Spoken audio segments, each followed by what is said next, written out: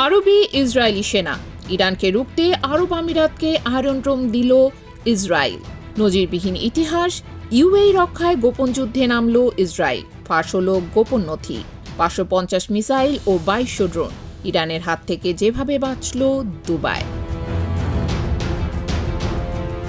মধ্যপ্রাচ্যের ইতিহাসে এক অবিশ্বাস্য এবং নজিরবিহীন মোড়। খোদ আরব ভূখণ্ডে মোতায়েন করা হয়েছে ইসরায়েলি সেনাবাহিনী এবং তাদের বিশ্বখ্যাত আকাশ প্রতিরক্ষা ব্যবস্থা আয়রন ডোম।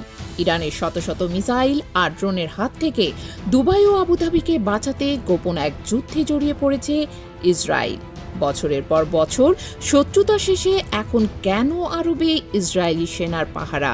আমেরিকার প্রভাবশালী সংবাদ মাধ্যম অ্যাক্সিওসের ফাঁস করা সেই চাঞ্চল্যকর রিপোর্ট নিয়ে আজ কথা বলবো আমরা। সম্প্রতি প্রকাশিত তথ্যে জানা গেছে, ইরানের সাথে যুদ্ধের এক চরম সংকটময় মুহূর্তে সংযুক্ত আরব আমিরাতকে রক্ষায় সরাসরি এগিয়ে আসে ইসরায়েল। ইসরায়েলি ও মার্কিন কর্মকর্তাদের বরাত দিয়ে জানানো হয়েছে, এবারই প্রথম ইসরায়েল তার দেশের বাইরে অন্য কোথাও আয়রন ডোম ব্যাটারি এবং কয়েক ডজন ইসরায়েলি সামরিক অপারেটর পাঠিয়েছে। আমিরাতের প্রতিরক্ষা মন্ত্রণালয়ের দাবি অনুযায়ী যুদ্ধের শুরু থেকে ইরান তাদের লক্ষ্য করে প্রায় 550টি ব্যালিস্টিক ও ক্রুজ মিসাইল এবং 2200-র বেশি ড্রোন নিক্ষেপ করেছে। এই বিশাল হামলার মুখে ইউএই প্রেসিডেন্ট যখন সাহায্যের অনুরোধ জানান, তখন কোনো দ্বিধা না করেই প্রধানমন্ত্রী বেনিয়ামিন নেতানিয়াহু আইডিএফকে নির্দেশ দেন আরবের আকাশে সুরক্ষা নিশ্চিত করতে। তবে এই ঘটনা যেমন রোমাঞ্চকর, তেমনই স্পর্শকাতর। উপসাগরীয় অঞ্চলে ইসরায়েলি সেনা মোতায়েন রাজনৈতিকভাবে চরম সংবেদনশীল একটি বিষয়।